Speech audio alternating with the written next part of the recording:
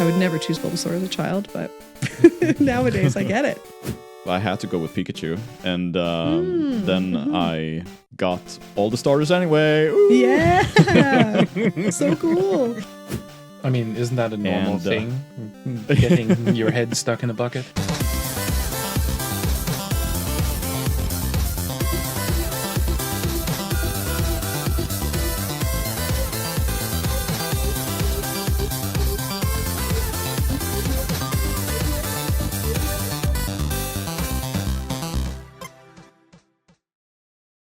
Welcome to Save States and Fetch Quests, where we journey back to the games that defined our childhoods. Each episode, we dive deep into a beloved retro title, sharing our memories, exploring what made these games so special, and uncovering the secrets behind their lasting appeal. Whether you're here for nostalgia or just discovering these classics for the first time, we got something for you. And today, we are talking about a game that we can talk about for potentially half the day. So this could be a 6-hour episode, but we're going to try our best to trim it down to some kind of hour, maybe two. We'll see. Yeah, I have had to have dinner, you know? Yeah. We're skipping that.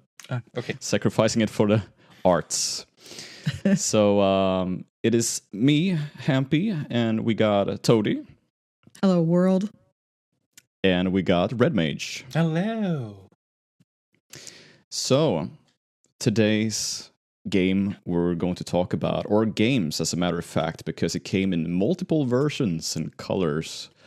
It is Pokemon Red, Blue, Green, Yellow, but I don't think Pink. There's probably not a pink version. There were rumored to be a pink version, because the mascot was supposed to be different. Maybe it was Clefairy. But it became Pikachu, and thus we have a yellow version. So, a little short intro. Are we going into the rumors straight away? Or yeah, we're flipping it upside what the down. Games actually are. Yeah, we're flipping it upside down. We take the intro last. Yeah. Yeah. So, a little short intro, how Pokemon came to be is that Game Freak, a Japanese video game developer created by Satoshi Tajiri and Ken Sugimori in the 1980s, they were first authors and illustrators for a self-published video game magazine before they leaned into developing video games. So basically their interest and love for video games grew so big that they eventually started making them. Love it. So these two would become two of the most important people for Nintendo in the 90s. But before they got there, Game Freak, their company, would have other hits. Important games in hindsight, because if it wasn't for the success of these titles, we might have never had Pokemon. And one of those two titles that I'm going to mention is a puzzle game for the NES and Game Boy named Yoshi, which is called Yoshi. And it is a Tetris-like title where Mario has to catch enemies that are dropping down from the screen slowly. And Mario's at the bottom of the screen and has like plate-like platforms that he has to kind of spin around to get rid of all the enemies. And yeah, basically same thing as Tetris. You clean the screen before it gets filled. And the other game is also a puzzle game called Mario and Wario.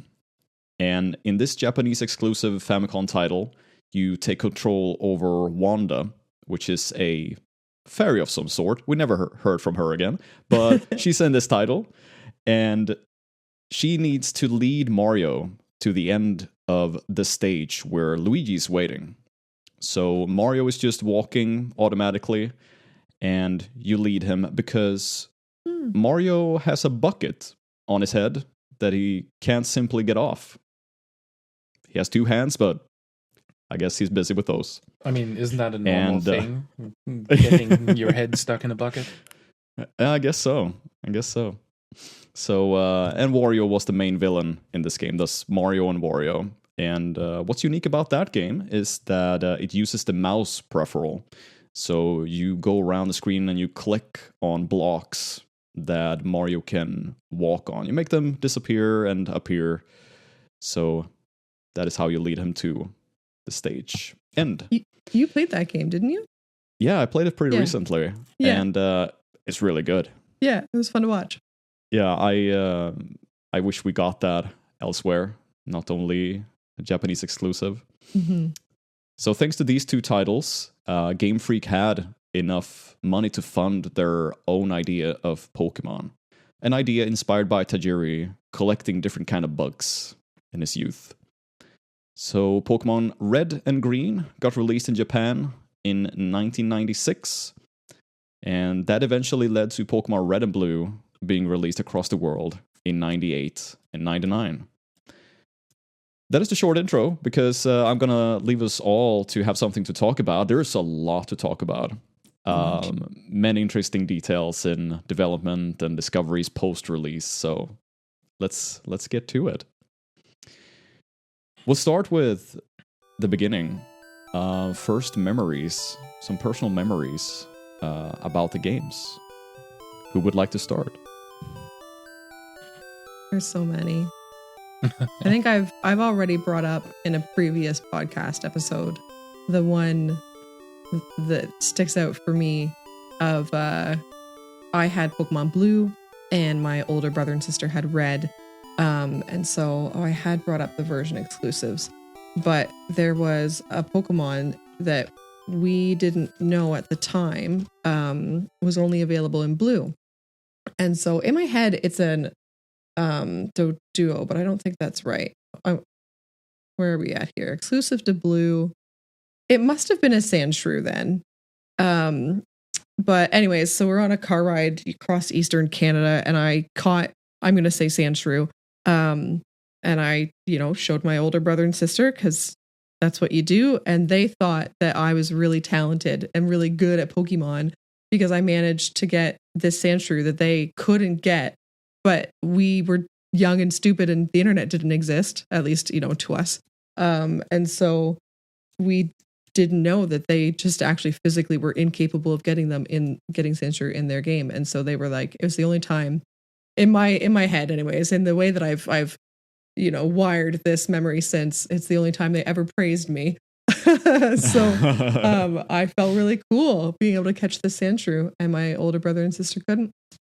Just little, yeah. I think what sticks out for me for that is just how kind of nice it was to not, and this I guess is a different topic, but to not have the internet and not have it ruin some of the magic. I think a lot of the Gen 1 magic was perhaps related to a lack of information sharing, but then everyone's still trying to do the information sharing at like play yards and all that sort of stuff. And it was the topic of conversation all the time, everywhere. Yeah. Schoolyard rumors, right? Schoolyard rumors. Yeah, exactly. Yeah, for me it was similar. I had Pokemon Red when it came out. So it came out in Europe in late 99, I want to say. Right? I think it was somewhere around summer or something like that. June, maybe. October 99 was Pokemon Red and Blue. So we must have gotten it for Christmas, I would guess. And I got Pokemon Red, my sister got Pokemon Blue. And we just played for hours and hours. And I was a little envious of my sister back in the day because, well, I had the first Game Boy in the family, and then I got a Game Boy Pocket at some stage. But my sister had the Game Boy Color. Of course, that looked way better than my black and white Game Boy would look like.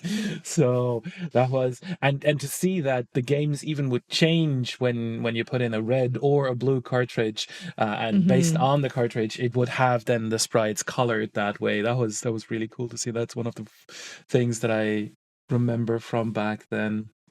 we didn't really look into the version exclusives back so much, at least not between my sister and I.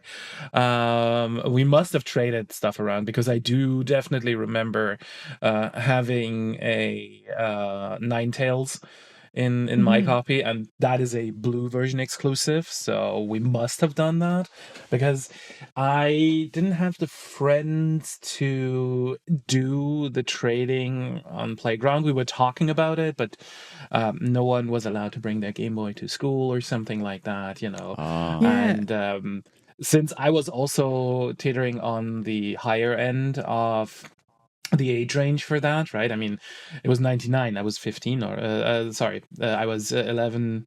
No, sorry, I was 15. My sister was 12, going 13. So we were kind of at the end of all of that, and it's like, yeah, interest shifted in different directions, but I still enjoyed the games quite a bunch, which is probably also the reason why I fell off of Pokemon with Gen 2 and beyond immediately, because again, it was that kind of change time that when Gen 2 came out, that not interested at that time. Yep. So now that I think about how I grew up with Pokemon, I never had like a Game Boy or Game Boy Color. So instead, the first time I played Pokemon was actually Pokemon Yellow. So I got that version, which was released in 2000 in Europe. And my first memories of it is that I could only play it through Pokemon Stadium on the Nintendo 64. Crazy. So that is my first, like, how I played Pokemon. I could only sit at home and play it for myself. That's so fun. But it was a lovely time because, you could combine it with Pokemon Stadium. So it was awesome. You could just immediately see them in 3D. But I got a Game Boy Advance almost right when it was released. So that is how I could bring Pokemon with me.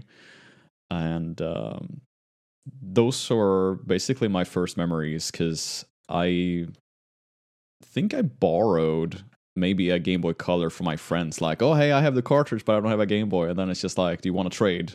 They had the link cable and everything, but I only had a cartridge. So if I got to trade something, that is how I did. And I was, I think, 2000, I was 8 years old. So for me, it became kind of just like, hey, Pokemon is the big deal. So I played Generation 2 immediately after, and Generation 3 for me. And then I had like Pokemon is not cool anymore. And then I skipped a couple of generations before coming back to it, being my favorite franchise. So those are my first memories. I played it at home by myself in front of a TV. Do you remember when you were playing it on the Game Boy Advanced? Because that's how I ended up replaying it for the most part this last couple of weeks. Because I did try it on my regular Game Boy and my Game Boy Color, but then I just, the Game Boy Advance just worked the best. And what I forgot and what I did accidentally was I hit the left bumper, and it makes it widescreen. Yeah. But it only makes it widescreen by stretching the pixels. And I think as a kid, whenever I did play a Game Boy game on the Game Boy Advance, I think I did do the widescreen thing. But now I'm like, this looks awful. I can't. Yeah. So I was not a fan of that, but Schoolyard Rumors-ish, I thought that was the fastest way to play Pokemon, because even though you stretch it out, it looks like you're walking super fast sideways, but not up and down.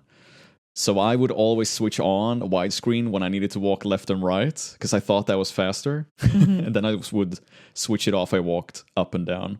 So I remember that. That's a really good segue to another question that I wanted to ask. Schoolyard Rumors kind of thing. When you guys were catching a Pokemon, what button combination did you press to like make it work better? Do you remember? Red Mage, do you have one? Nope. I just pressed the button and I hoped it worked. That's quite literally it. I'm sorry. This logical German man. Get out of here. I had 3 different ways, I think. Okay. One that was going around was down and B works. So I would always hit down and B. Mm-hmm. But then there was this weird thing where, and I have done it on stream, and it works still to this day sometimes. And it's don't care. Look away from the screen. Just leave the game. You try to use a Pokeball. You just leave it and you walk away. And then you have caught it when you come back. Oh. And that has surprisingly worked so many times. So interesting. I love that. I've never heard that. I like that a lot. Mine was what are yours? Mine, I still do it. I think it is so incredibly muscle memory ingrained, but it's like press B, then A, then down. So you roll the B onto the A with your thumb and then press down. Then you hold it. And you try to time the down with like the wiggle or whatever, you know. Yeah, that's right. When you were mentioning that was my third way. And it was that you press you don't. Yeah, I think it was down and B again for some reason. But when you're capturing someone, the ball bounces a little bit, and then it wiggles. It might have been the future game; it bounces, but yeah, you follow the wiggle. So you press down B, down B, down B, and then you hold. Yeah, and then it works. So good. Yeah. Oh man, I think as an homage in Generation 10. Which is the next gen to come, I think they should make that a mechanic. Just for all of us old folks who remember trying to do it. I do wonder, like, kids who pick up, you know, a Pokemon game today, anyone who picked up Scarlet, Violet or whatever today, and it's their first Pokemon game, I wonder if they still just do it instinctively, you know? I wonder if it's gotten into, like, the human genome yet to try to press down B to catch a Pokemon. Exactly. That's an interesting topic. I'm curious. We're gonna go directly to favorites. So I want to know, what was the starter you picked? Red Mage? Well, I mean, I was playing Pokemon Red, so of course I picked Bulbasaur. Because because you have to go contrary to the colors. No. And this is actually true. The first time that I picked up the game, I just picked the ball in order to look into it. It was a Bulbasaur, and I just accidentally pressed too fast. So I couldn't actually go and look at what were the others in the other balls. So I started with Bulbasaur, and I stuck with it, honestly. This playthrough that I'm going through has Bulbasaur as a starter as well, because of course, nice. We're sitting on the. I was listening to a different video the other day where the guy was just saying, you would have the battle between the Squirtle and the Charmander folks, and the Bulbasaur gang just sat on the side eating popcorn. Yeah, exactly. I mean, Bulbasaur, if you pick Bulbasaur in the beginning, then you're getting to Brock. That's a good strategy. And then you get to Misty, also good strategy. So ultimately, like, if you want a good start, Bulbasaur is really freaking good. Yeah. And, like, I feel like as a kid, Bulbasaur, because the trope is, and I fully admit to doing this trope, but as a kid, like, you only ever use attack moves that do damage. Like, you don't paralyze, you don't do any of the stat drops, right? So Bulbasaur never really leaned into those. But as an adult now, I am growing to love, or have grown, I would say, to love grass types for their stall strats and, like, you know, toxic stall and poison stall and sleep strats and all of that. And Venusaur was really good for that. I really enjoyed that now. I would never choose Bulbasaur as a child, but nowadays I get it. I totally get it. Who would you choose? I'm a water starter forever, every time, except I will say my first time not picking a water starter ever in, like, you know, your first playthrough of a Pokemon generation is like an emotional connection, and you have to really go with your heart and stuff, right? So in subsequent playthroughs of previous games, I've varied to try to challenge myself. But anyways, blah, blah, blah, blah. Scarlet Violet, I did actually choose the fire crocodile boy because I didn't like the blue duck. But anyways, Squirtle forever. Yeah, no, absolutely. I would think agree a lot with of that, right? Fuecoco is just cute. Yes. You just want to pinch his cheeks. I think a lot of it for me was because every single person that I knew that played Pokemon, which granted is probably like brother, sister, cousin, really. But they always chose Charmander, always, because the cool people chose Charmander because Charmander was cool. So I wanted to be able to beat their Charmander, so I chose the cool turtle who could spew water on him. And so that's why Wartortle, I'm pointing on camera, audio listeners. That's right. Wartortle is my favorite Pokemon ever. Yeah. And for those of you, those of you who know, those of you who don't know, but Toadie has a lot of arts and graphics of her being a Wartortle. Yeah, he's a good little boy. Happy? So the boring answer for me, I didn't have a choice. I had to go with Pikachu. And then I got all the starters anyway. Ooh! Yeah! So cool. Yeah, but if I had to choose, because I did get Pokemon Red after a while, and I was an only child, so I sat there and traded with myself through Pokemon Stadium. Yep. 2 transfer packs and everything. So the starter I went with, and this is funny because of us 3, I always went with Charmander. Yeah, cool. Yeah, because fire, cool, dragons. Or he's a lizard, but still. He's not a dragon. I'm sorry. Yeah. Hey man, his mega evolutions or whatever. Did you guys nickname your Pokemon and or your starters? Back in the day, not really. Now, yes, 100%. I don't have any Pokemon in my box that doesn't have a nickname. Nice.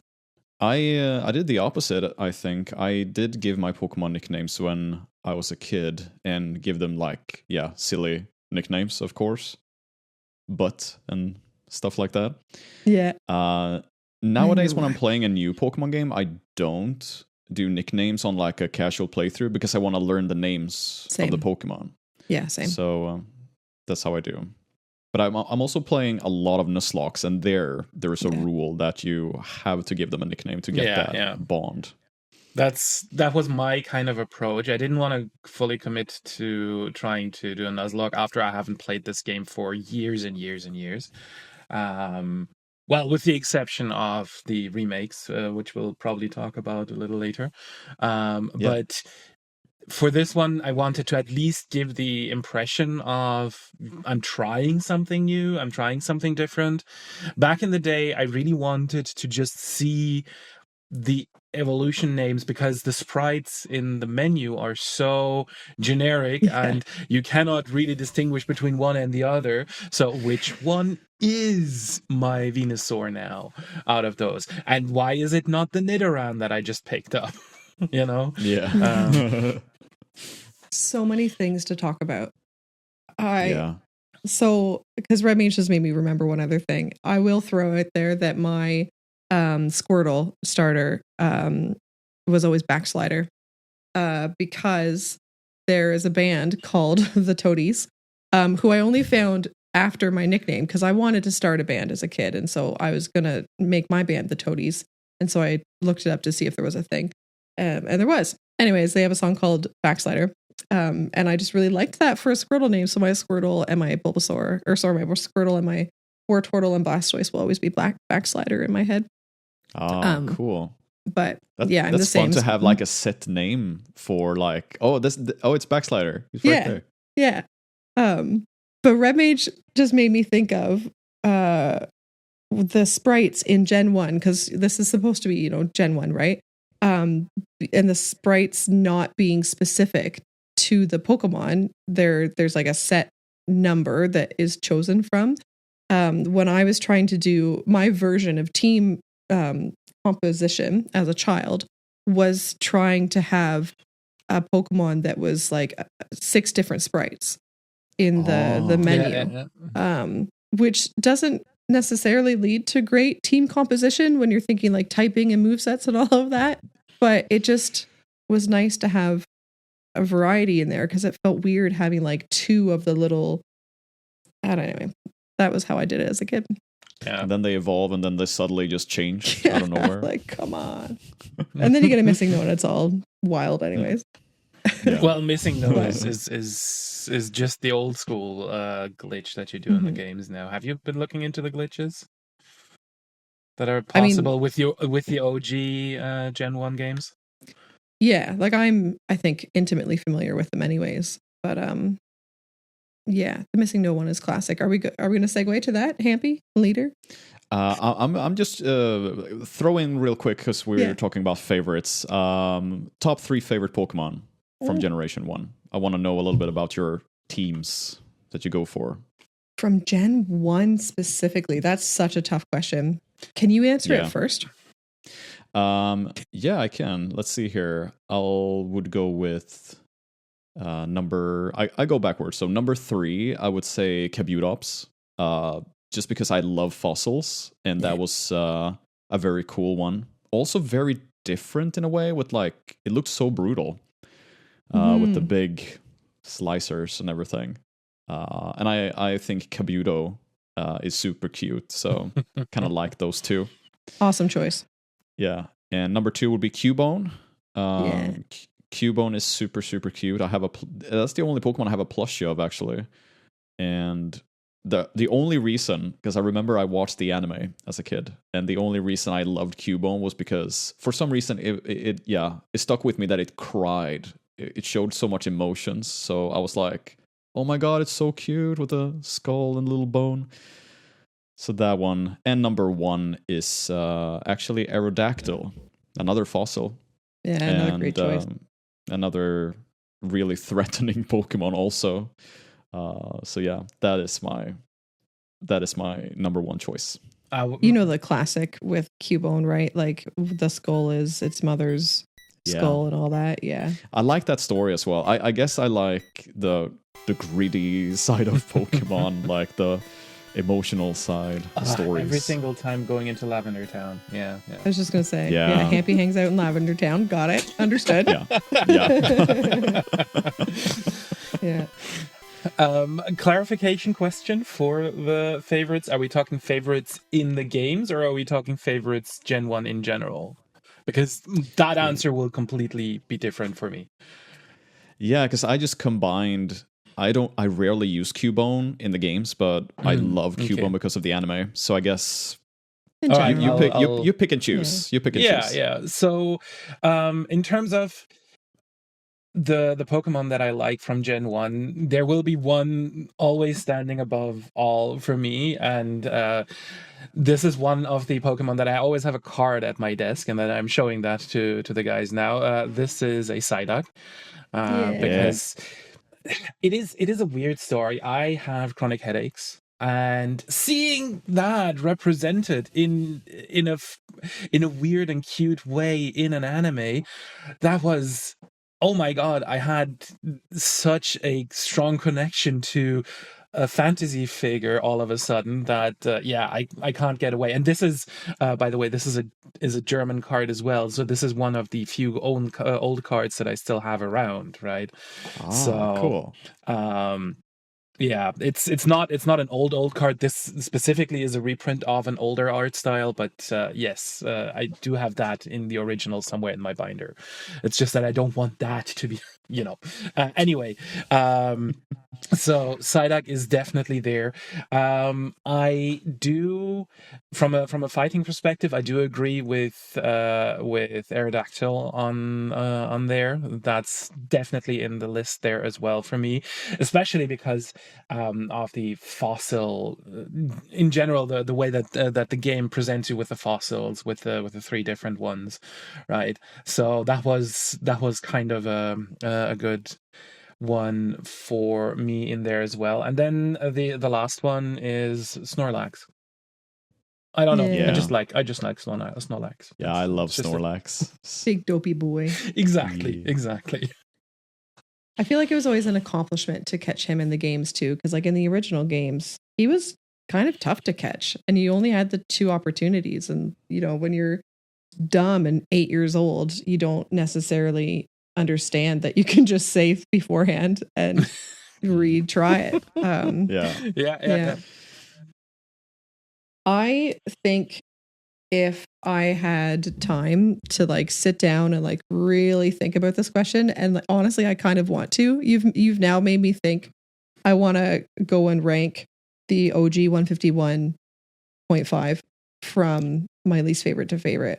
And I think my answer would be different if I wasn't just trying to come up with it now, staring at the list. But what does your heart say? If I come up with the answer now, I think I'm going to say my third place goes to Poliwhirl. And I probably would not have known that growing up, but I love that stupid little Pokemon. And the fact that he can eventually later evolve into Politoed is always a bonus. Oh, yeah. But I just love that evolution line as well, with the way that their swirls change direction each time. And I love how Poliwag is like one of the first Pokemon that you learn how to draw, along with like Weedle and Diglett. And Poliwhirl is just the best of the 3. And then second, I would go with Starmie. I remember always loving Staryu and Starmie as a kid. They're just super, super cool. And I remember I used to think that they were like psychic types as well. I don't think Starmie was psychic in the OG. I think Starmie is psychic, but not Staryu.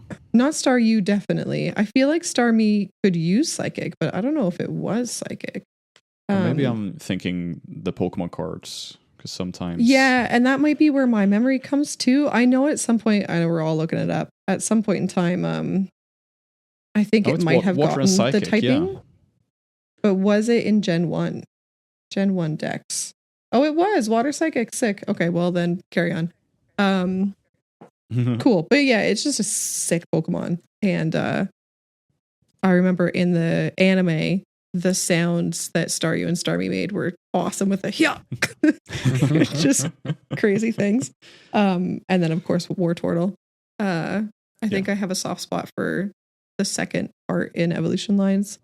And he's like cute enough, but he's not like too, like as a kid, I was put off by things that were very, I'm going to say like masculine, or like, oh, my brother would do that. My cousin would do that. I wanted some sort of like not overly cool. And I feel like Wartortle had that, and I love him very much.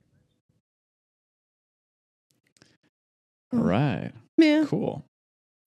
We're going to talk a little bit about the deal with the games that we touched upon a little bit.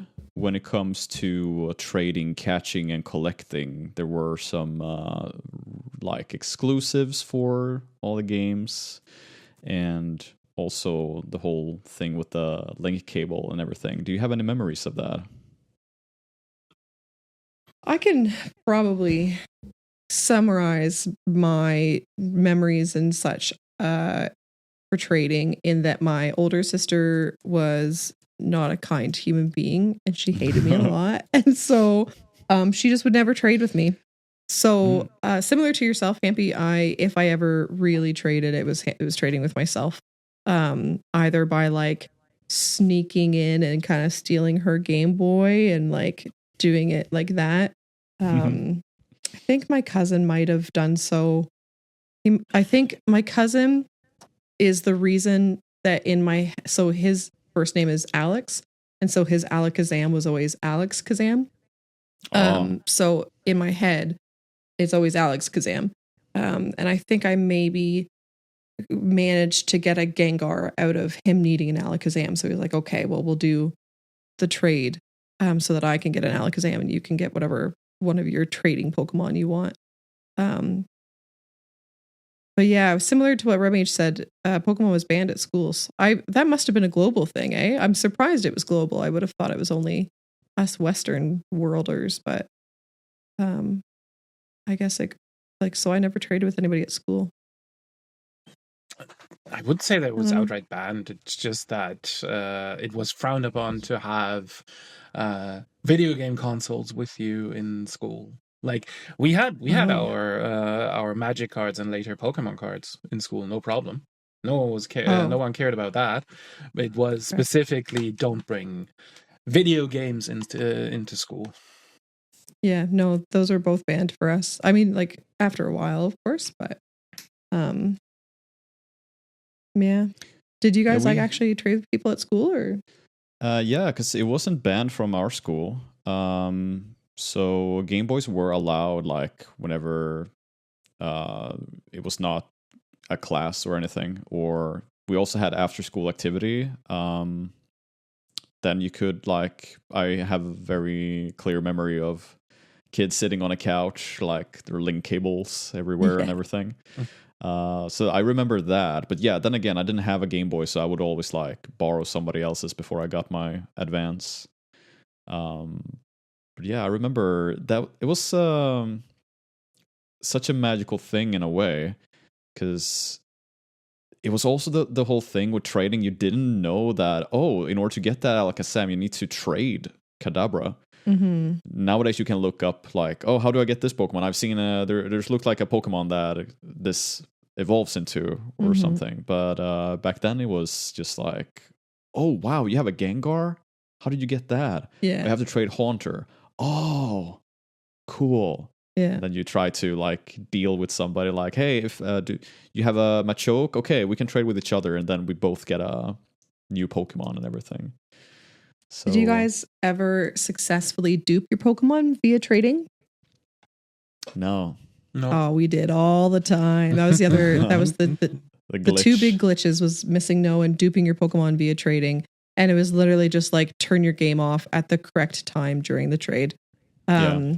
And that was kind of the only time that my older sister would do it with me, was when I was at risk of losing the Pokemon, but she wanted to dupe something.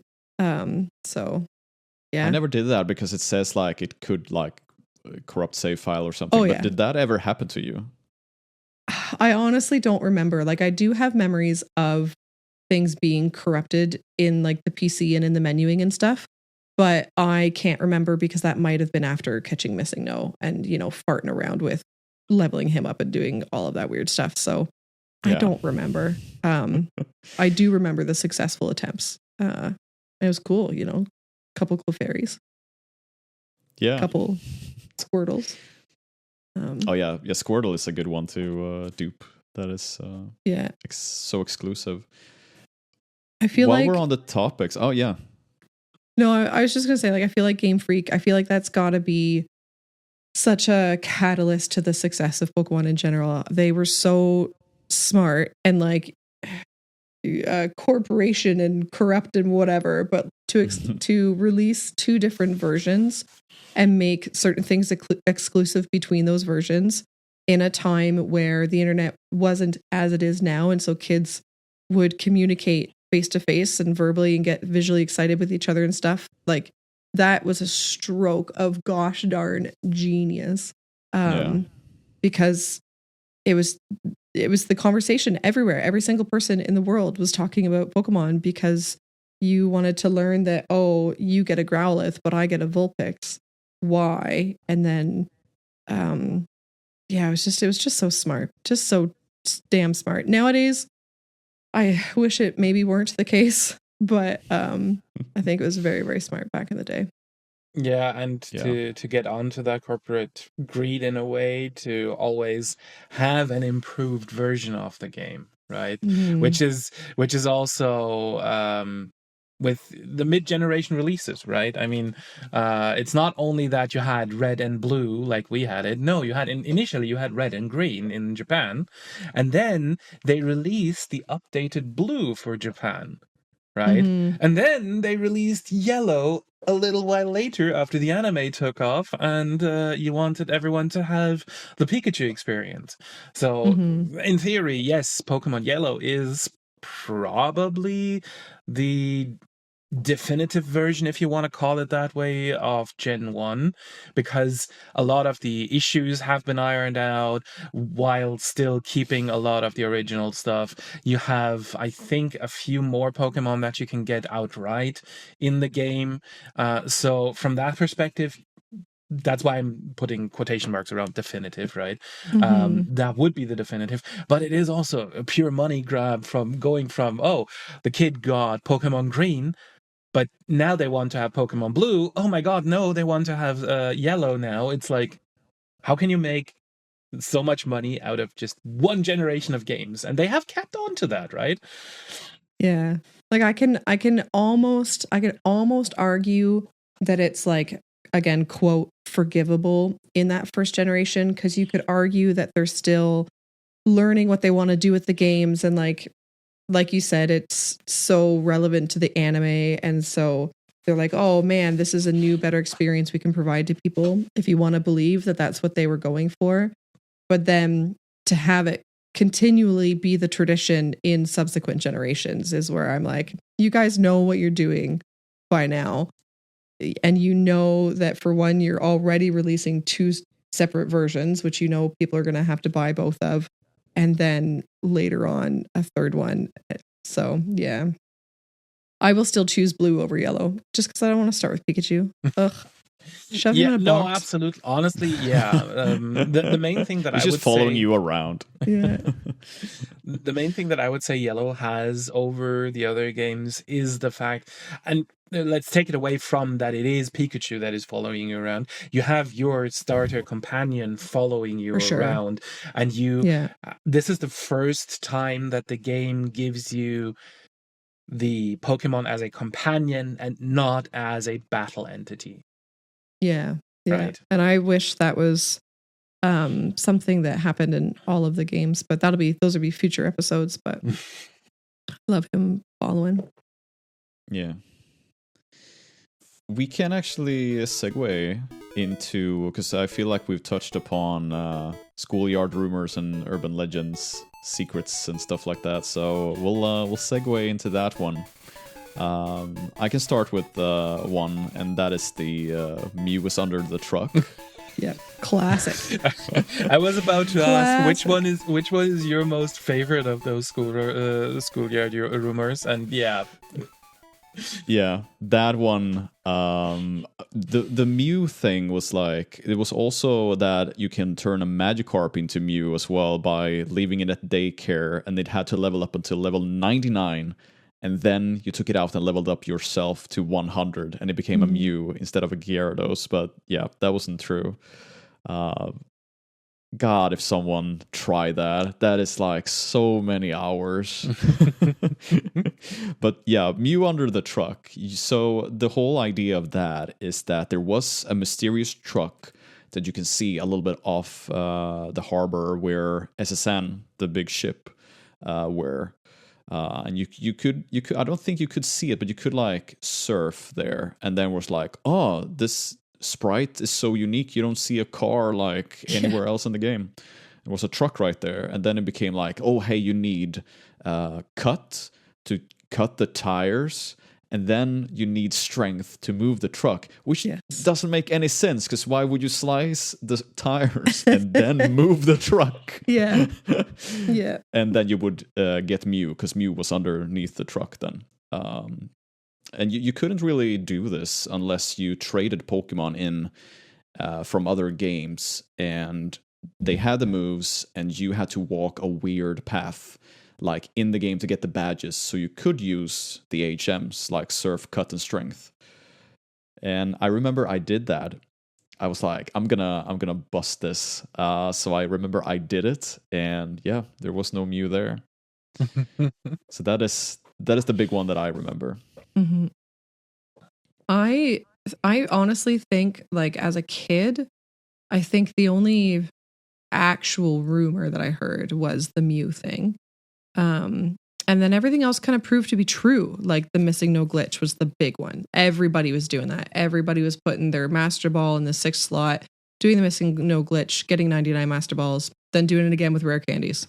And so I feel like I guess that kind of counts because you learn it from rumors with other people, but it turned out to be true, which is great. And then, of course, the dupe trading was huge. Then I think the next one that came into my awareness, I guess, was the Pokemon Pink thing. And even to this day, like, I still don't know what to believe because there really is some basis for that fact, right? Like I don't know if you guys have read the manga, but in the manga, the antagonist, I guess, whatever, the rival, has a Clefairy as their quote starter. And Clefairy's like known to be one of the important Pokemon during development or whatever. And then there's the whole like Gengar sprite could be Clefairy's sprite or Clefable's sprite, and all of that sort of thing. So I wouldn't be surprised if Yellow and Pink were meant to be the original two. But I don't. But then, like, wait, when did the manga come out in relation to the video games? I don't remember which is first. It must have been the video games first. Yeah. Surely. So then that just doesn't make any of that make sense. So, yeah. Yeah. So, I mean, there's a little bit to it because if you look into interviews with Sugimori, you'll find that when they talk about the initial Pokemon that they designed, the initial early drawings and everything, Clefairy is one of them, right? Mm-hmm. Alongside Rhydon and Lapras. So there is a little bit of basis to it in a way there as well, right? Mm-hmm. Maybe that has something to do with it. Yeah. That actually brings up one of my favorite Pokemon questions is, what's the first Pokemon? What's Pokemon number 1? And there's 3 correct answers. And I challenge you to give me all 3 correct answers. Right now? Right now. Hit me. I know Rhydon is 1. That's 1. And why? Yeah. For our listeners' sake. Oh, I don't remember this, but it was something that there was the first one they drew, I think. He's the first one it's the very first sketch that, at least it's credited as the very first sketch of Pokemon. Yeah. Then the other ones I don't know actually. I mean, there's a clear number 1 in the Pokédex. Okay, talk about it, MH. That's number 2. Yes, it's our Fire Boy. Of course not. It's Bulbasaur. Okay, listen. No jokes. I can't. I did it first for Pokemon Red, and now I did it for the first Pokemon. Sorry, I had to finish this. That is so good. That is so good. But MH is right. Bulbasaur is the other answer because he's Pokedex number 001. And then the third answer is it's wishy-washy nowadays between Mew and Arceus, but I'm going to stick with Gen Pokemon. 1. Yeah, I'm going to stick with Gen 1 as Mew, because Mew is like, when you think of the lore and the story of Pokemon, Mew came before all of the other ones, and then Mewtwo was a clone of it.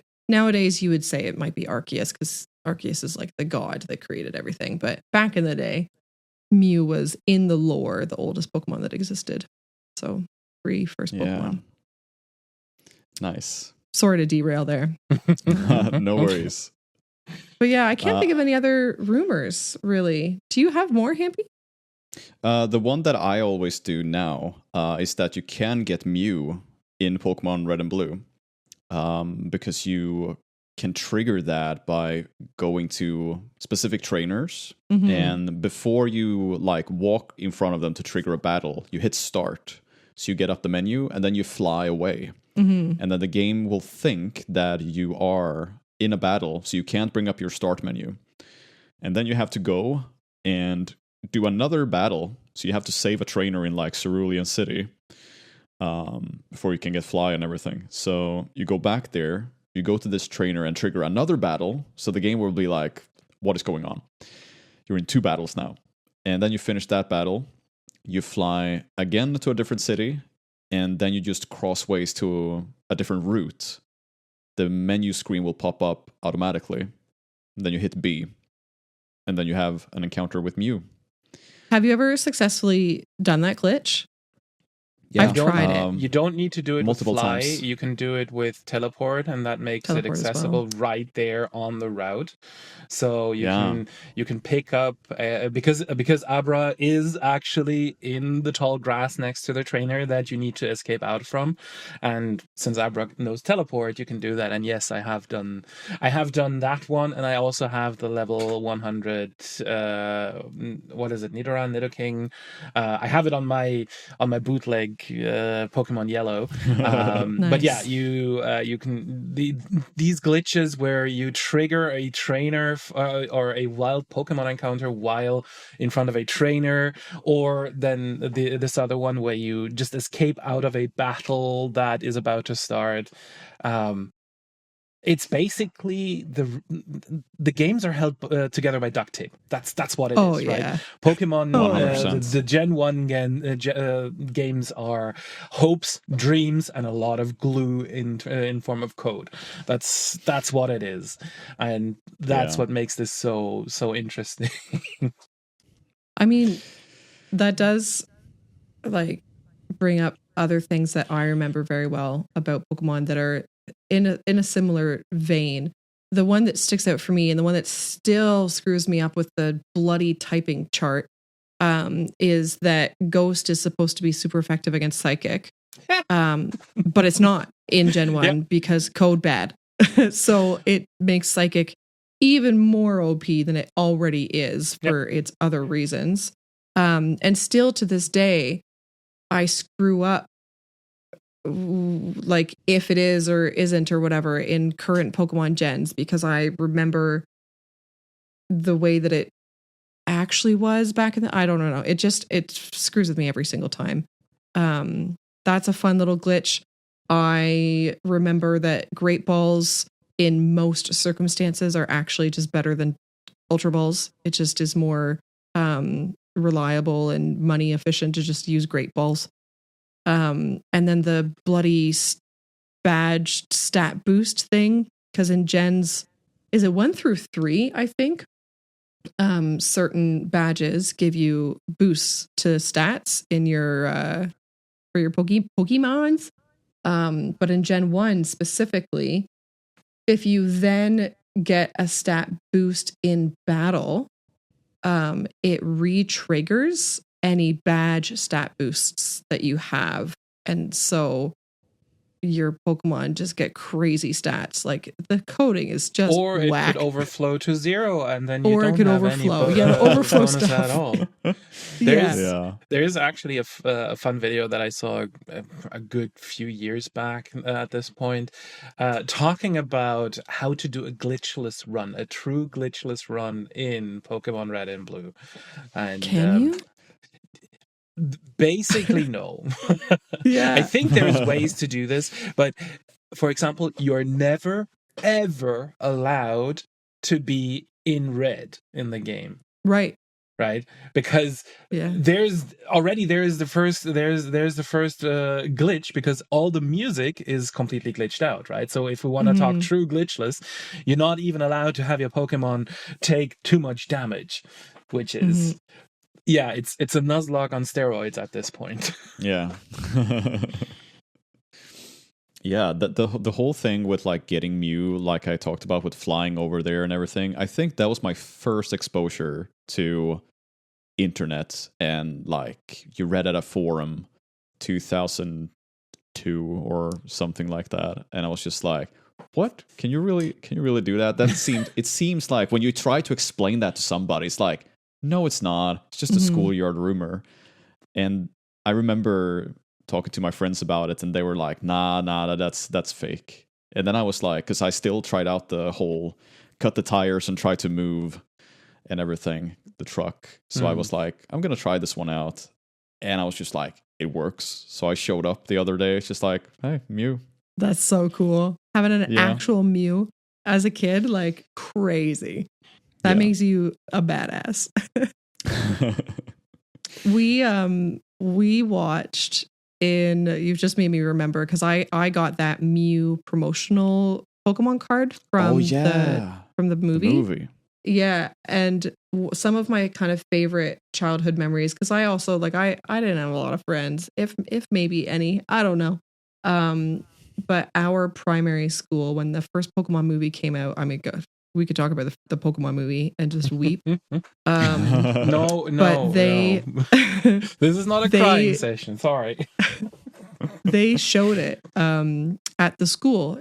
So after school hours or whatever, they like brought the projector out and we all assembled in the gymnasium, and they projected the Pokemon movie onto the walls or whatever. They had the VHS or something then? I guess so. It must have been, right? And they did that kind of like once a week for a month or something. And you could like sign up to go to it, and you just got to sit there like with other kids that you knew and like watch the original Pokemon movie, and fun. And weep. Yeah, exactly. Because it's so sad. Yeah. We can talk about that then, like how Pokemon became a global phenomenon, because you had the movie and then multiple movies after that, the anime, and then you had TCG, which we haven't talked too much about yet. We have there you go, Red Mage showing up. Yeah, that is. Oh my god, the whole craze about the TCG back in the day.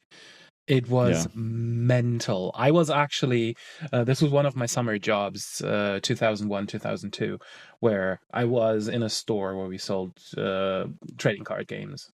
And I was there for the Pokemon stuff, and it was wild.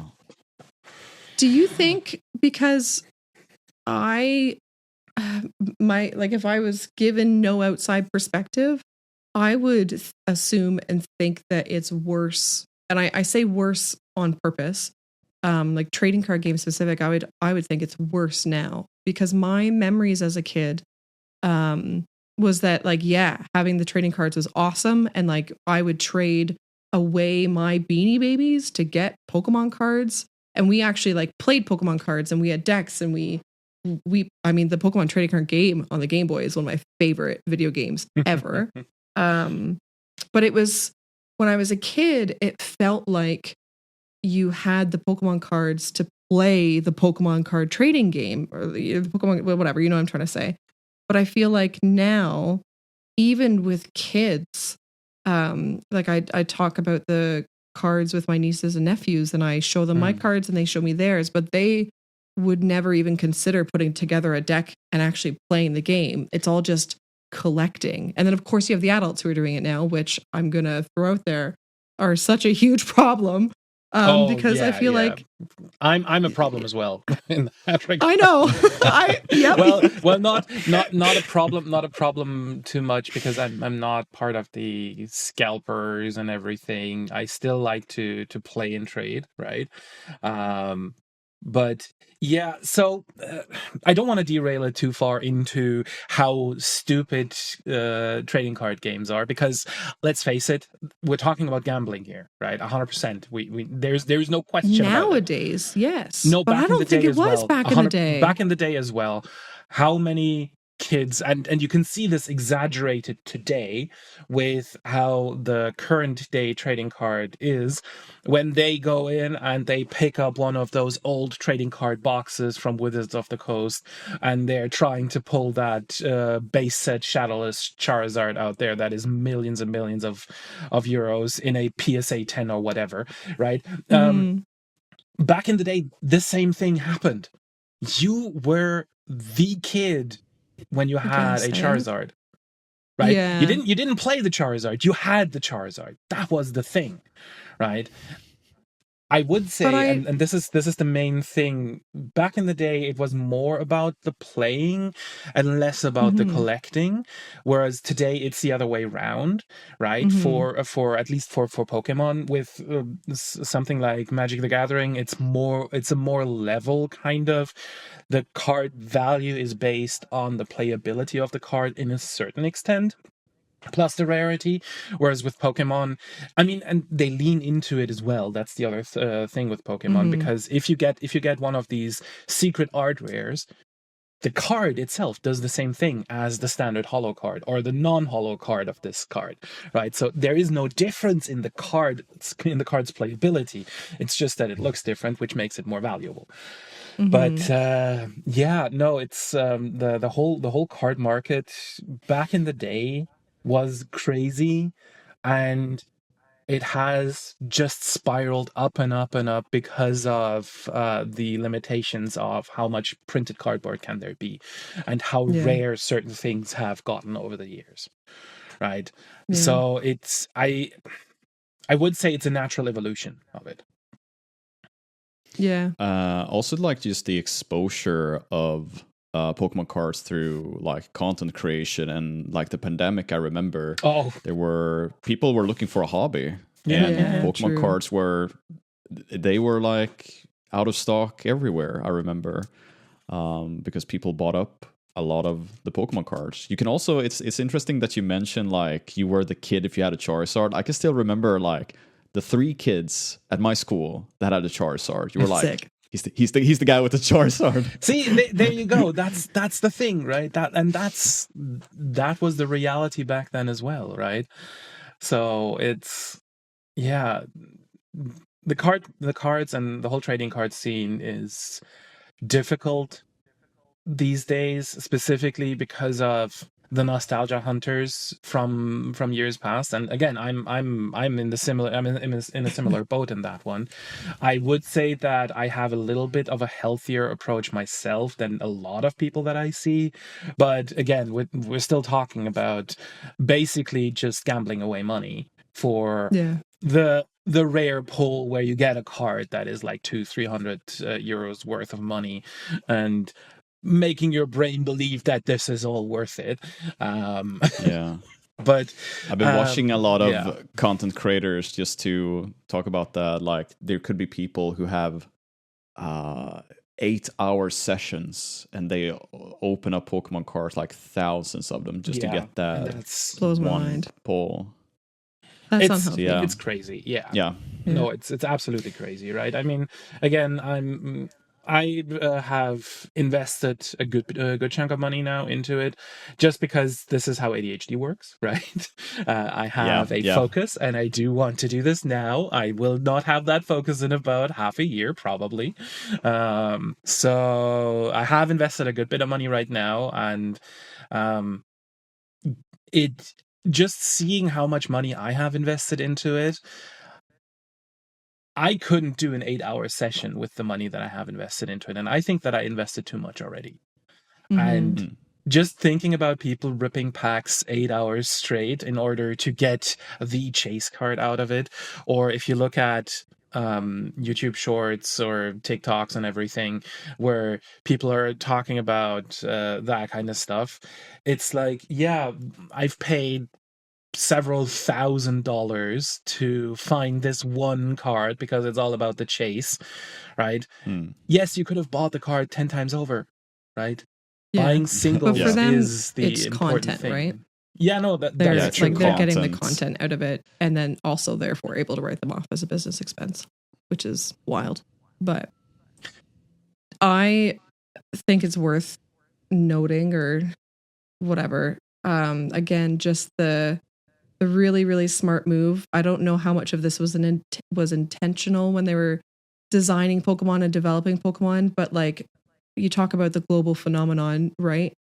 And the fact that you've got 151 different Pokemon, every one of them is going to be some kid's favorite. Like if you're a child and you're getting into Pokemon, you are essentially guaranteed to be able to pick one of these creatures that you love. And so you know every kid is going to love a Pokemon, and then to have whatever your first exposure is to Pokemon. So for us, perhaps it was the video game. Now we see a television show or a trading card game where it's so immediately recognizable that, oh, that's that thing that I already love. So I'm already going to be trying to wake up at 7 every morning, Saturday mornings. And then, okay, well, now I've learned this trading card game thing exists. I already know that I love it because I know that I want a Wartortle, or I know that I want a Blastoise to beat up this idiots who will have a Charizard because everybody loves Charizard. It's just like there's so many core features of the original Pokemon design that lend itself to just exploding in popularity because you can't do wrong. You can't go wrong with it. Yeah, and that's like big pros and cons for it, I feel. Pros would be that, like there's so many people, kids as well, to have Pokemon in common. Like that is something to get around because it's so big. Like I have my students sometimes, they'll be like, I have Pokemon cards. I'm like, oh, cool, you have that one. It's like, oh, you know Pokemon? Yeah. And talk about that. As you say, it's just instantly recognizable. So that is definitely a big pro. The cons, I guess, is the product itself. Here you can kind of lean in a little bit to like games nowadays where at many points, if you have played, say, Generation 5, Pokemon Black and White and Black and White 2, that had so much quality content in it, like you literally had seasons, you had winter, spring, autumn, summer, and there was also just so many things to do. You had always a reason to come back to the game, and it was just like so many secrets and everything. I often point to that was like a peak in Pokemon. Like, my God, they have really mastered it now. And now you can kind of feel that sometimes it feels like they're doing bare minimum, but you know, people are still going to buy it. They put Pokemon on the box. They're still going to buy it. Oh, yeah. So there's that. I can also see when it comes to trading cards again, that back in the day, you had like, I remember the first secret card, which was Dark Raichu in like a Team Rocket set from back in the day, Wizards of the Coasts. And that was like 86 out of 85. I was like, what? That's a secret card. And then you have nowadays where there's like 50 secret cards. Do you use them for playing the game, or is it more like a collectible? Like, it's such an overexposure to that. So I kind of see that as a con as well. How, yeah, it's just too much. Yeah, that's what I meant, right? So and that's the thing. The set is the set. You can play with the set. Everything that is a secret card is basically just a set card with a different artwork to it, right? So your 213 out of 152 or whatever it's in the set, that is still card number 142 out of the normal set, just with a different artwork, right? And that's what it's and then you just have pull rates of 1 in every 100 packs or whatever, so that makes it ultra rare, and with that it makes it ultra valuable for people. So but just to circle back on that craze back in the day, I remember reading an article in preparation for this. I just needed to find it again. Wizards of the Coast actually reported that in the United States, within the first 6 weeks, they have sold, back in 99, right, when the trading card game came out in the US, they sold 400,000 packs in the first 6 weeks. That's how strong of a franchise Pokemon was already, based just on Game Boy and anime, going into a collectible or trading card game. And yeah, so the early 2000s in this were wild. And then it died down, and then it came back up again, and now where we are. Yeah, exactly. And you can like kind of get the picture that it's gonna take a lot until Nintendo runs out of money. They can do a lot of things, and they still have Pokemon to fall back on. After all the success with the handhelds, they have been just dominating the handheld industry of gaming. So let's see here. Should we talk a little bit about the game again? Yes, Pokemon.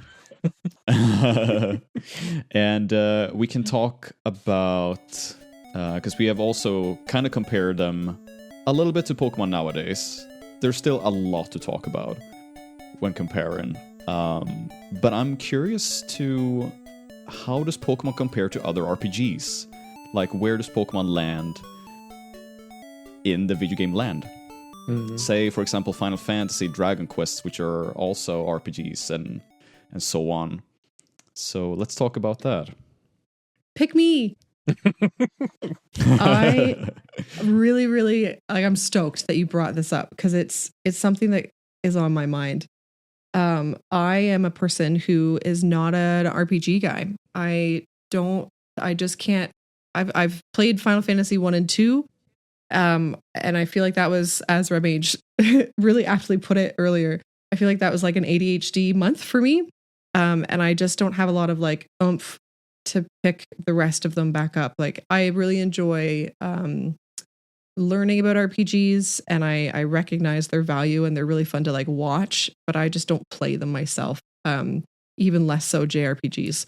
And so, but Pokemon literally is a JRPG. It's got all of the functions of it, right? You've got like your team, your roster, and they have the different attacks, and you have to balance what would be the mana with the PP. And I think, again, stroke of genius with its design. Like, the reason why I'm able to kind of self-insert or whatever so much with Pokemon is because instead of having like Cloud, for example, be the main character who's there, and I'm feeling like I'm controlling Cloud, or maybe I'm supposed to be Cloud, or kind of however it is, right? That's just not a connection I can make. But with Pokemon, your self-insert in the game is the Pokemon trainer, who's silent, and back in those days wasn't customizable. I couldn't even be a girl. But at least it was like fairly bland, and so it was really easy to imprint myself on the Pokemon trainer. And by making the Pokemon themselves the ones that are actually doing the actions, the trainer, and therefore you as the player, are giving the Pokemon the commands. So it's just such an easier self-insert. And so it didn't even, I don't think I understood that Pokemon was an RPG or a JRPG until I was like late 20s and learning about video games in a more professional way, I guess. Yeah, just really, really smart. Again, I don't know if it was an intentional design there, because to me, my gut isn't saying like, oh, I'm playing an RPG. My gut is saying I'm playing Pokemon. Pokemon is like its own bloody genre. But yeah, that's really kind of the one big point that I had there. And otherwise, like the original, if we're going to talk specifically about Red, Blue, Yellow, Green, like what story is there, right? Like when I think JRPG, I think a story. I think like Chrono Trigger or Final Fantasy, and like the things that they're telling you, Xenogears, incredible, right? But like, what happens in Pokemon? You go beat up some kids for money and then beat up some adults for money. Yeah. I don't know. That's all I got. Yeah, the only story going on, which is honestly pretty all right, though. You have this rival from the beginning of the game, and then you follow him. It's like, I gotta beat this guy, I gotta beat this guy, I gotta be better. And then, like, eventually, at the very end, you do it. I just don't understand how he can be ahead of you if you always beat him up every single fight. Yeah. That's right. But that is a good point, because that's really a driving thing. I wanted to ask you guys earlier what you name your rivals, because I always named mine after my older sister's nickname, and she would name hers Toadie. And so for me, it was really a driving figure, was to go and try to be better than my older sister in the game. I didn't really have, because I'm an only child, so I didn't have any siblings to call them after. I guess sometime I would call them after my cat, maybe, or like, I don't know, maybe my dad. And it's like, okay, new playthrough. Okay, my mom gets to be the rival this time. New playthrough. Okay, somebody gets to be. So it was different every time. But now when it comes to Generation 1, I just call them douche. Yeah, I love that. Yeah, so classic. Just every time. Yeah, I've never renamed the enemies in that, and I think that has to do a lot with the way that I've played my first JRPGs before Pokemon. So to me, it was like, oh yeah, I can go in and rename a character, but why would I? Because the name of the character is supposed to tell me something about the story in a way, right? So it's not that I'm fighting against my sister or my mom or whoever. I'm fighting against this arch enemy rival that I had that is trying to take over the world, and I'm trying to just not let that happen, right? That's so interesting. Especially, I showed it to the guys before we started the recording. I have a copy of Mystic Quest or Final Fantasy Adventure sitting behind me, right? And this is the first JRPG that I've ever played. And that has already an evolved story, right? Where, yes, you can name certain characters in the game, but in the grand scheme of things, you follow a set storyline with that. So I had most of that exposure, even on the handheld side already, so that I really never bothered to change stuff around because it felt like it would take away from the game. So you, as a kid, even were approaching Pokemon as an RPG, basically. Oh yeah, 100%. Wild. That's so wild to me. That's so cool. Yeah.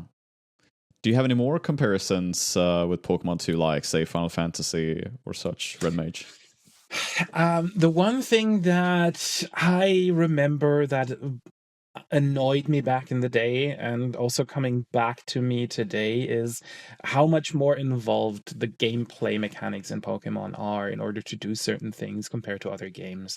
Like when I compare it to Mystic Quest, the one thing that I'm comparing it to is getting onto a faster mode of transportation. Yeah. Right? You have a chocobo at some stage in Mystic Quest, and you just talk to the chocobo and you get on it. Done. Right? With Pokemon, I need to go into the menu, go into items, select my bicycle, get on the bicycle. You're getting on the bicycle, and then you can go. Yeah. But apart from the involvement with that, I would say that it very much compares to those kind of earlier RPGs, right? Specifically because you have the turn-based battle systems that you had in a lot of the games, right? It's not like you're, to go back to Mystic Quest and Zelda for that matter, you don't have your fights where you just sit there and try to get close to an enemy, click a button, then go away in order to not get hit. No, you have turn-based combats. You do something, your enemy does something. You can sometimes approach this in a little bit of a different way with choosing faster or slower attacks and stuff like that.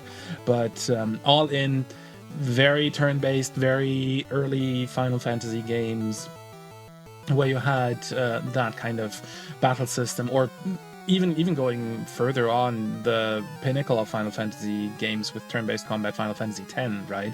Where you had exactly your turns also lined out and you can see those turns. If you understood how Pokemon works with what is a priority move and how does a negative priority move work, once you get to the understanding that something like teleport, for example, is a negative priority move that would happen after other things happened, right? The combat is very much that core JRPG element. Yeah. I love Pokemon because of the fact that you can have it be super easy. As many people describe it, you can have it like a rock, paper, scissors, but you can't see what the person is going to choose, so you can just choose yours. You can have it that way. You can play it so many different ways. And then you can also, because I'm a Nuzlocke, so you can have it that you can play and challenge yourself to some fun challenges. For those of you who don't know, Nuzlocke means that you play Pokemon, and if the Pokemon gets 0 HP, you can't use it anymore. And you have to survive that way. And then there's a lot of different rules you can put on, like you can't level the Pokemon over a certain gym leader, and you can't use healing items in battles, all stuff like that. So it feels like Pokemon is a little sandbox, and you can choose how to play it. That is the number one thing I love about Pokemon in comparison to other RPGs. And also, like, I encourage, like, if you're playing Pokemon for the first time, absolutely play it your way.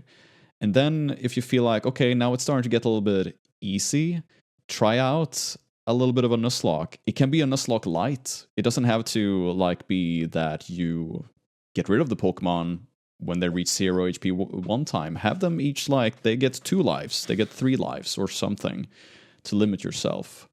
Because then Pokemon becomes super interesting, and you need to turn to items, you need to turn to the moves that are like Growl, Tail Whip, those that doesn't do any damage but lowering defense or attack stats and stuff like that. You get into that kind of thinking with battles, so you don't have to like tackle. Okay, this is easy. And then you have one Pokemon that's level 50 against Pokemon that are level 20, for example, and you keep on doing that. That's what's so awesome about Pokemon, that you can just pick and choose your way. I do like RPGs, though. I am specifically more into turn-based RPGs. So Final Fantasy X, love it. Skies of Arcadia is another one, turn-based and just awesome. But yeah, I can get behind that Pokemon and the story. Generation 1 it has the rival. Generation 2 could have been great, but they kind of throw that out the window and be like, shrug, we don't really know what to do. Big return of Team Rocket. Yeah. It started the big return of Team Rocket, and it's just like, wow, okay, cool. And then they just kind of throw out the window because they build up that Giovanni, the boss of Team Rocket, is going to return, but he never does. And then it's just yeah.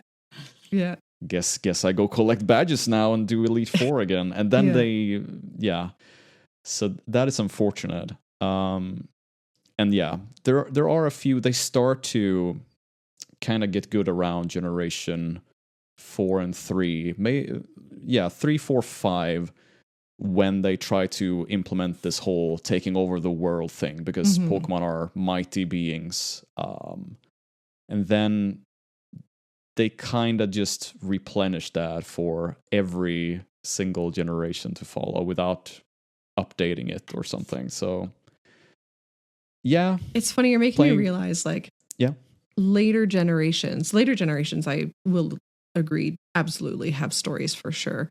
And one thing I have learned about JRPGs in the, we'll say, research I do, which means falling asleep to YouTube videos, I now know that a trope of JRPGs is like you start out as a little schmuck in a village, and by the end of the game, you're battling God and defeating God. And I guess that does actually happen in many Pokemon games. Like at the end of the game, you're capturing Arceus, or beating up Giratina. There's always this evil gang called Team something, and that has been since Generation 1. They're still doing it. And then this whole thing, there's this mighty Pokemon being that's gonna like swallow the world or throw it into a bad black hole. You gotta stop it. Sure, I got a Master Ball right here. Shwee! And then it's over. That's the solution to the story. So I hope that they dare to do a little bit of a darker turn. They kind of, I know we're not supposed to talk about like later Pokemon games, but they kind of went a little bit in the right direction with Scarlet and Violet, like a big twist at the end there, where I don't know if I should talk about it or if it's spoiler or anything. Well, okay, it's a little bit spoiler. You can skip forward like 2 minutes or something. So at the end of that game, you find out that the professor that you've been following all this time isn't alive. So that was like whoa, that's such a new thing in Pokemon. Like, so this researcher, this professor died when researching. And yeah, like bring in something like that. Bring in some darker twists. I feel like they had that. I always forget which generation it is. I think it might have been Gen 5. Was it Gen 5 that had Flabébé originally? I guess. I think that's Gen 6. Is it Gen 6? It's whatever generation. The old man. Yeah, Pokemon Pizza is the rehash of. And maybe it is Gen 6. I remember that was my first like, whoa moment in a Pokemon story, because at the end of that game, like I did actually cry a little bit. I cry pretty easy, to be fair, but like that old man and his connection to that stupid little Flabébé and how sad he was and blah blah blah. That one felt like a little bit dark as well, but I think a huge part of the quote problem there is that we're all like millennials now, or I guess we've always have been, but we're like, 30 somethings talking about this, right? Whereas the Pokemon games are always going to be designed for the 8-year-old. There's conversation to be had about an 8-year-old can probably handle and maybe even appreciate a story about this old man and his Flabébé dying, or the Pokemon professor, but I think a lot of their design philosophy is just cute Pokemon, get kids to love it, then they make mom buy them plushies, Yeah. Yeah, I think there is a potential to do it both ways. I always come back to when something like that is designed for kids comes up to certain TV shows like Fairly Odd Parents, for example, which is such a great show to watch with your child. I remember doing that with my friends' kids, and they were like 5 and 7 at the time that I watched that show with them, and so many of the jokes that are in there, they find them funny, but they absolutely go over their head, right? True, because right? The jokes, Yeah. the true joke target is the parent watching it with the kids so that they get invested in the show as well, but it is a show for kids. So I do think that with a little bit of work, they could get that into Pokemon in that regard as well, to make it both appealing to the kids as well as the adults to get onto it a bit more than it already is. Yeah, I could agree. Yeah, I with mean, a Pokemon Coliseum for GameCube was a really nice one, because there you were a criminal. Yeah. And you had a change of heart. So you decided to, like, this criminal organization created a catching machine that allowed you to catch other trainers' Pokemon. Yeah. And then you were like, I'm going to bust into my own hideout and I'm going to steal this and run away. And I thought that was also a little dark twist to Pokemon. So yeah, I agree with both of you. It is like meant to target kids, but you can definitely twist a little bit. Where kids might not understand, but adults can be like connecting the lines and be like, there's a deeper thing going on here. They just need to be given more than like 1 year of development time. Please take 5 years and make me a good Pokemon game. Gosh darn it. And maybe give it half the money that a Zelda game gets. Just half of it, right? You don't need to invest all of it, but half of it is already 5 times as much as the last Pokemon game got. So there is a big problem where they need to time the game release with like Pokemon cards, plushies, and everything. Everything needs to come out so they need it's a year. You get a year. And it's so frustrating. There's a problem with that. It's the reason I have stopped buying Pokemon games since Sword and Shield. Sword and Shield, I stopped buying Pokemon games. I didn't buy them, or Scarlet Violet, or the other ones, but because they just need to be better. I was about to say that at least generation-wise, we only had 10 generations in over 20 years. 9 generations in over 20 years, right? So if they would just go in and take the time for those main generation games, and then just basically they do it with Zelda already, right? Breath of the Wild is the big game. Tears of the Kingdom is Breath of the Wild's engine with additions. Ocarina of Time was the big initial game. Majora's Mask was, we take Ocarina of Time and enhance it, right? So they have the track record for it, at least within the Nintendo universe, right? So why is that not something that could be done for Pokemon as well? In a better way than they are doing it. Definitely. I'm really hoping that the audience can hear my cat. I'm purposely not muting this, Red Mage. Hi, friend. So I've heard the cat. So. Perfect. Pals, this guy's name is Friend. It's a very lame name, I understand, but he does say hello. Could be a good Pokemon name. Could be a good Pokemon name. You know what? I'm going to take that. I'm going to segue real quick to get back into the games. I know Red Mage and I, in lead up to recording this, played through the original games. Did you have a chance to do that as well, Hamps? Or I have played them so many times, so I know them with the back of my hand. Yeah. Fair. Now, I'm going to take that as an insult for a second, because I also feel that way. Just saying, I know these games also, but I did. No. I took the excuse to play the original Blue on I did a Game Boy Advance. Batteries. I even did the thing where, because it was our Thanksgiving 3 weekends ago, and we had a lot of car drives. So I was in the passenger seat, literally playing Pokemon for like these 2-hour car drives, which is what we did so much as a kid. The whole reason I'm going there is because I named all of my Pokemon in this playthrough. And I want to tell you guys the team that I ended up beating Pokemon Blue with this time. So I went against my heart. Actually, maybe I went with my heart this time, but I went against my usual, and I actually chose Charmander as my starter. First time I've ever done that. I was like, I need to, get a different experience and see what it's like, because Charmander is wild to start with in these first games with the first 2 gyms. It's so brutal. It sucked. But my Charmander and then eventually my Charizard was choose Red Mage, because he's red. Right? And then I don't know what order I got these guys in. Oh, I would have gotten Nidoran in the place beside Viridian City. And it eventually evolved into a Nidoking, and that's Pins, who is another teammate of ours. So I have my Nidoking Pins.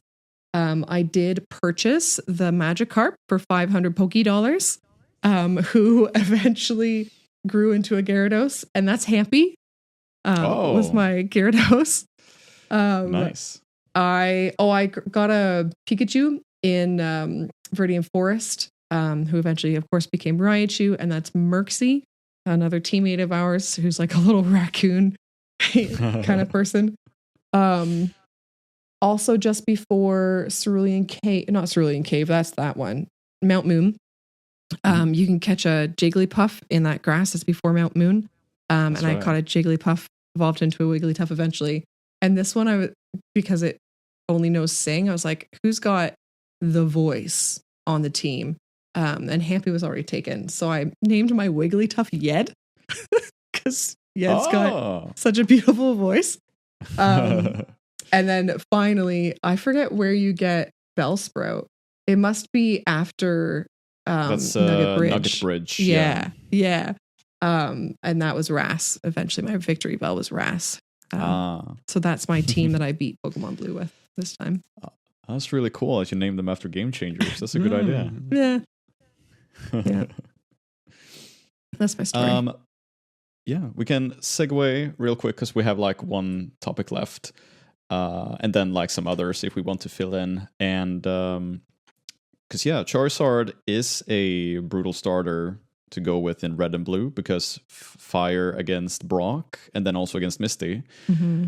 But then in Pokemon Leaf Green and Fire Red, Charmander can learn Metal Claw, and thus Brock doesn't become that big of a problem. So have you played Leaf Green and Fire Red? Anything? Yeah, I'm a Leaf Green girly. Yeah. Yep. Have you played then both versions? Like, what comparisons do you have there? I mean, the quality of life stuff is the easiest. Like, you get running shoes. Hello? Yeah. Crazy. And the graphics are really fun. I got Leaf Green on release of it, and I remember how cool it was that in your DS, you could shove Leaf Green in the bottom while you had Pearl was what I had in the main slot in the DS. And then you can do the whole thing where you have to go to whatever kind of park thing it was, and you can catch the Pokemon from your Leaf Green in your Diamond and Pearl. So it's just like, I think, was that kind of the first time you could like trade with yourself sort of thing natively without I think so, having two systems and all? And that was really cool. I really loved that. It was the first versions of the DS that had those both slots. I think DSi also had, and then they stopped making them. Yeah. Yeah, that was really, really cool. I think nowadays, like, there's something to be said about going back and playing the original Game Boy cartridge games. And certainly it's incredibly easy to emulate. But I think if I was going to have someone brand new playing the original generation of Pokemon, of the 3 options that are available now, is it just 3? I would probably point them at Leaf Green, Fire Red. Like, they just have the quality of life stuff, and they're not baby games like Let's Go. So yeah, they're actually a little bit tough, Leaf Green and Fire Red. And also you have the pretty cool unique exclusion of like the side quest of 1 island, 2 island, 3 island, and all the way till 7 island, I think. Where you could also capture some Generation 2 Pokemon as well and bring them into the game. So that was very, very cool. I bought Leaf Green on release, and then like I got some birthday money, and then I went and bought Fire Red because I was just so in love with Generation 1. I was just like, oh my god, and there's better graphics, and it's just like all the stuff was so good. So they really became one of my favorite games. So I was like, I need both. It could be a girl. Crazy. Yeah. Crazy. Exactly. Crazy idea. Being a girl in a video game. We can also go into, because you showed me in the beginning, before we started recording, Red Mage, that you were playing Let's Go. Yes.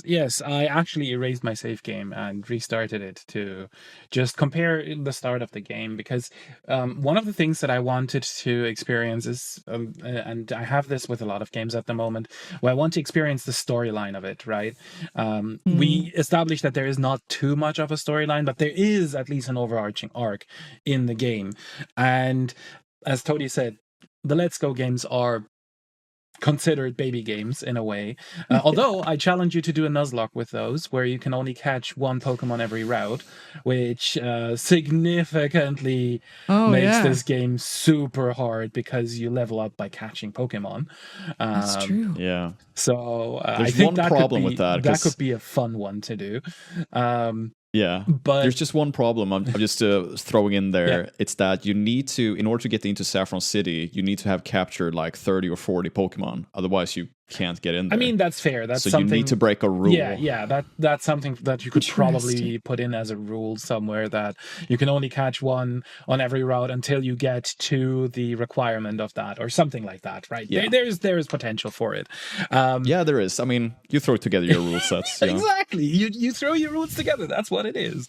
No, but I want to see the storyline progression, and oh my god, just the quality of getting through the game faster is such a difference. Like, I see why this game was marketed in the way that it was at the time, right? Also by, we're going back to the original 151, we're going back to Kanto, we're trying to catch all of those millennials that played it back in the day, and maybe you want to get back into it with your adult money and adult consoles that you now have.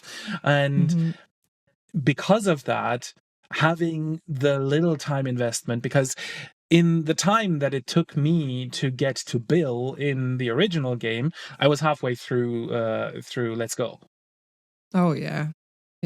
So it's and then such a difference in also play. have your kid play this game because they can, and yeah, exactly, because they don't have to think about the battling and stuff, because it is mostly just, I point a Pokeball and I throw it.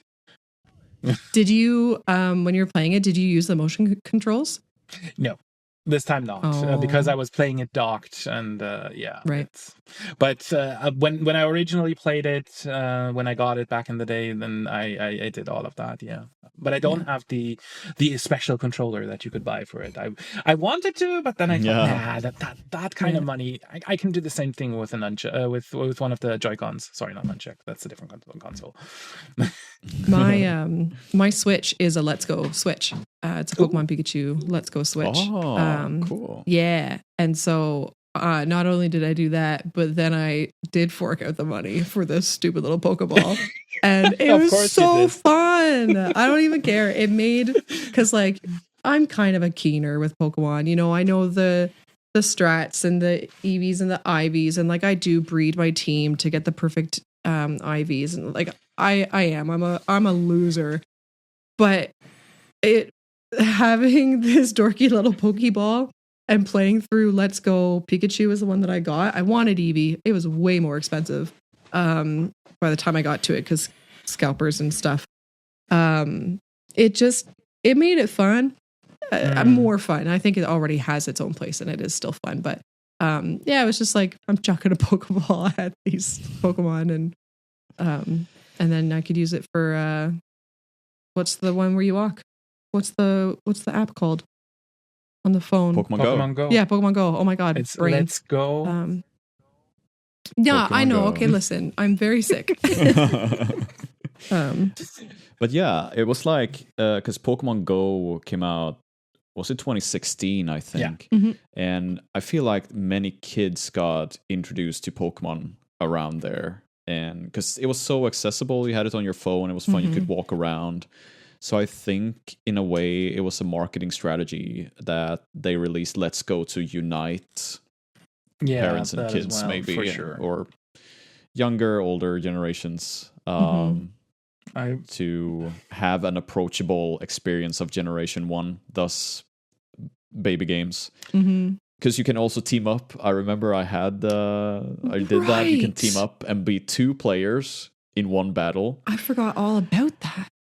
And yeah, it's 2 against 1, so it's so freaking easy. Yeah. You can have that. But yeah, the reason you do that is so it's like you playing with your kid and be like, hey, come on, let's play this. It's brilliant.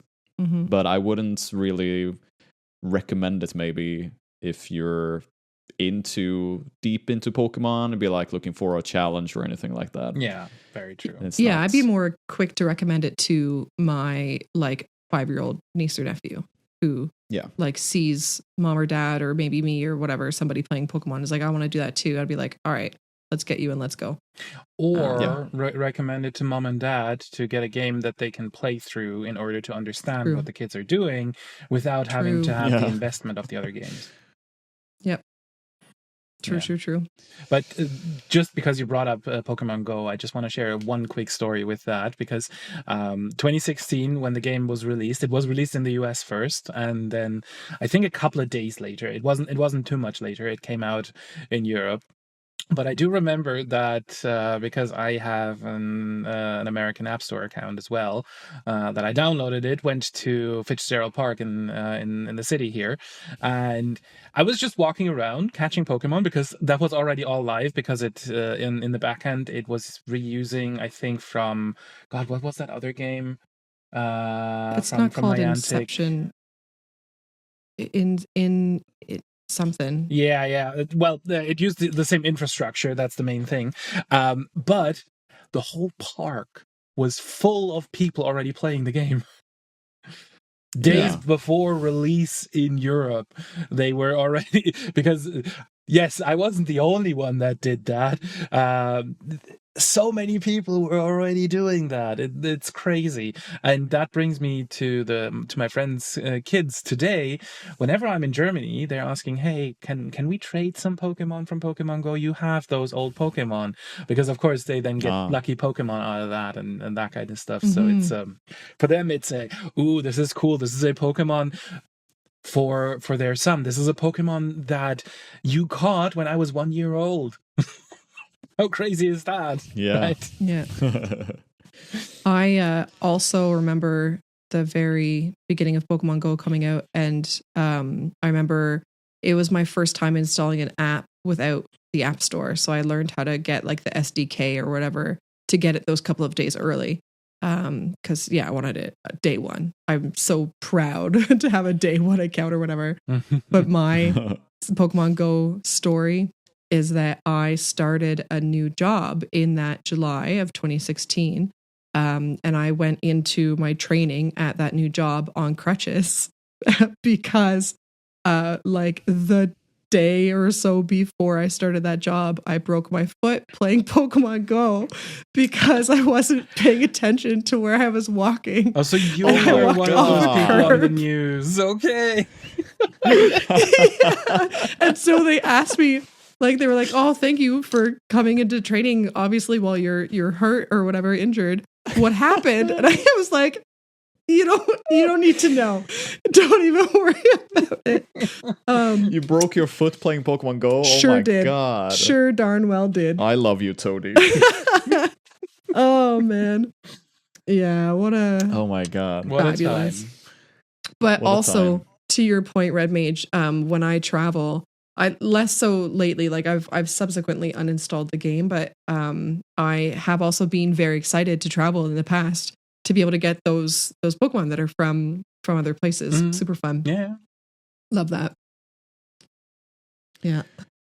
Now it's time to open up for other topics about Pokemon Red, Blue, Yellow, and Green that we haven't covered. One thing I want to shout out is the music. I can still listen to the bleeps and bloops of the original, and I can get emotional. Sure. It is so it's so freaking good. I like love the music that are on the routes because it really feels like you're on an adventure. They really nailed that down with like what am I gonna uncover? What mysteries are gonna happen? And then you get on the bicycle emotional and it's tone always of the bicycle music. Yeah, I was just gonna say the emotional tone of getting on the bicycle, like you were just saying, the adventure feeling. The bicycle music is so good for that. Yeah. It's really good. Segueing way back to the rumors, that was one that I forgot to bring up, is of course the Lavender Town music. Causing like harm or sleep or death. It depends on what version of the rumor you got to kids hearing it or whatever.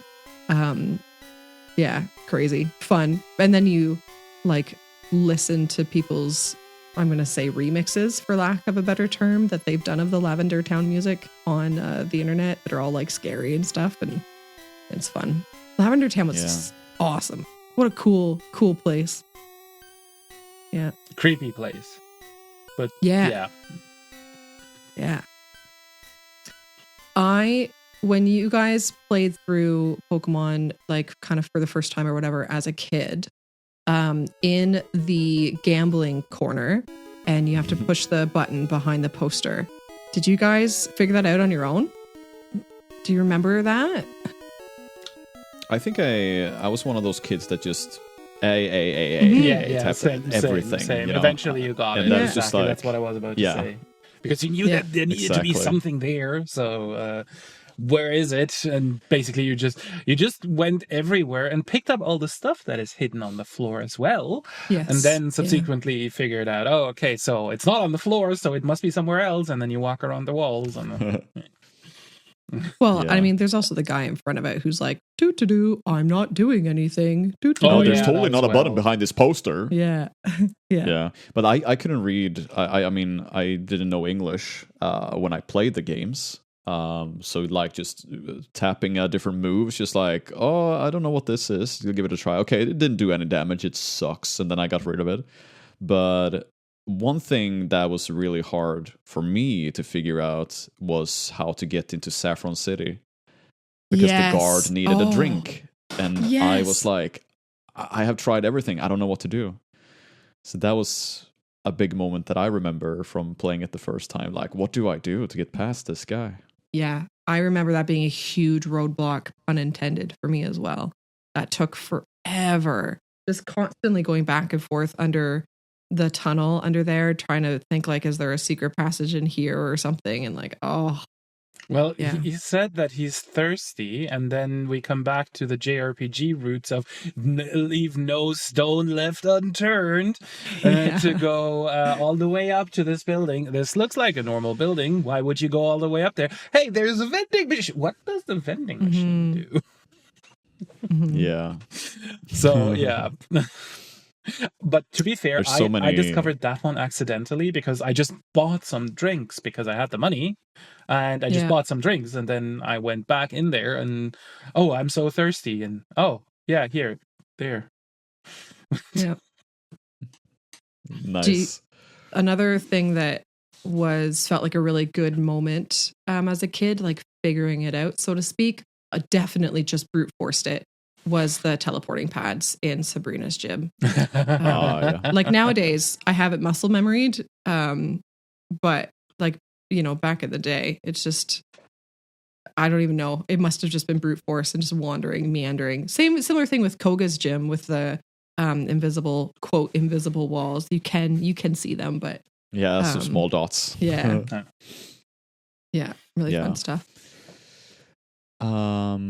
All right, we have been talking for quite some time about the first Pokemon games, and we can I mentioned that in the beginning. We can talk about this for 6 hours plus easily. So we're gonna have to, unfortunately, put an end to it somewhere. But there is potential for another Pokemon episode down the line. There are, after all, more generations as well to talk about. But we'll go out the way that we usually go out, I feel, is some recommendations. Who would like to start? I'll go first. For the first time, I think my recommendation is relevant to the episode. If you have your old cartridge, or you have maybe a way, let's say, of playing the old Pokemon games, red, blue, yellow, green, without an emulator to speed things up, I actually recommend it. And maybe even without being on your computer and having like a video or something on the side. Something that hit me very unexpectedly about replaying the original games this time for this playthrough was I didn't mind how horribly slow those games are. But I think it's because I had no distractions around me for much of it. I was in a car waiting to get from place A to B. But it was just, it was actually really refreshing to like slow the heck down and play a game without distractions around and just be thinking about my party that I wanted to put together while I was pressing run on 17 Zubats in Mount Moon. So I don't know. I guess my recommendation is maybe if you're finding yourself overstimulated or overwhelmed lately, find a way to play an old game without distractions where your brain is just on the game. It might suck for like 10 minutes, but it then might not suck. Yeah, I would go in a similar but different direction than Toady. I would just say find yourself an emulator and play it. Because not because of the speed up or anything, I would still stick with what Toady is saying about playing the game without anything else around it, right? Because when I tried to play it on the Game Boy, I had some other stuff up and I just couldn't get to it, right? I needed to stop doing that. So that was a really good thing to do. But find yourself the game and play it, because finding those original versions these days is just as mental as the stuff that we talked about in the trading card scene. So just get yourself an emulator and play. Yeah, I'm gonna recommend the same there. And if you want to play the very first games, I'm going to recommend Leaf Green and Fire Red. There are ways, as Red Mage said, you can play them on PC. You can even play them on your phone. One of my students brought up, like, hey, I'm playing Pokemon. It was Leaf Green. I was just like, whoa. That's pretty cool. That's so cool. Yeah, that you can do that. It's very easy. I recommend that. I also recommend, I think, Switch 2 Online will drop Pokemon Colosseum and XD Gale of Darkness. Yeah. The little more grittier side of Pokemon there, like different approach. I'm looking forward to I would that, recommend actually, those because I do wanted to play the GameCube game back in the day, and I have not gotten to that. So, was GameCube, right? Yeah, yeah. It was for GameCube. So I recommend those. And I recommend that if you are playing Pokemon and you find it a little bit too easy nowadays, then I say challenge yourself. There are so many different ways to play it. Sure, I do Nuzlocke, so you can do like a hardcore thing there. I would totally recommend that because you learn so much about Pokemon and you are forced to use new Pokemon that eventually end up being your favorites. So that is really, really fun. But also, just like, try to catch them all. It is a pain in the ass nowadays because there's like 1,000 of them. So it's like, I understand why they removed that slogan. But don't even get me started on that. I'm going to get my boomer hat out and be angry about it. But I'm still, at 706 in my journey, so... Oh, wow. Very cool. That is very cool. So yeah, recommendation. Find a way to make Pokemon interesting. Just don't go too much. If you're planning to Nuzlocke, watch out for the internet. They are ruthless when it comes to how you're going to play your games. So yeah. All right. That was it for episode 10. Pokemon Red, Blue, Yellow, and Green.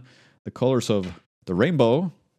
Do we usually have an outro? I suck at being a host, so what? Tony. I think our final words for this episode are going to be "Smell you later." Smell you later. Smell you later. Bye. Bye. Bye.